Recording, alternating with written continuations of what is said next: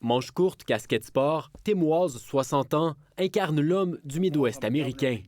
Ses attaques contre les Trumpistes l'ont récemment propulsé sur la scène nationale. Ces gens sont tout simplement bizarres, a-t-il dit, avec des involtures.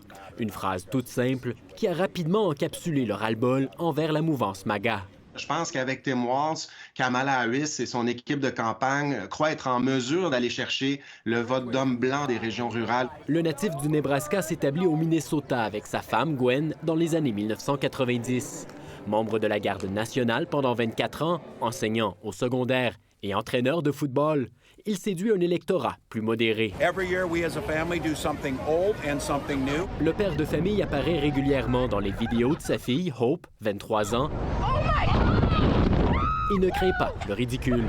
Gouverneur du Minnesota depuis 2018, il a marqué la législature de son État en approuvant des lois qui protègent le droit à l'avortement, renforcent le contrôle des armes à feu et augmentent les congés parentaux. Dans la foulée du meurtre de George Floyd par un policier de Minneapolis, il sera critiqué par la droite pour avoir tardé à mobiliser la Garde nationale contre les émeutiers.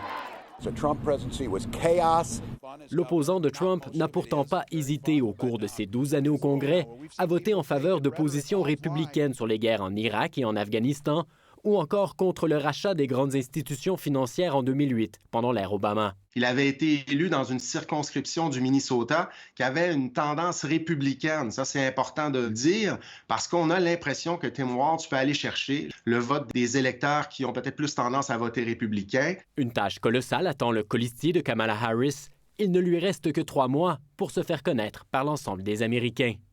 Ici Jean-Philippe Hughes, Radio-Canada, Montréal.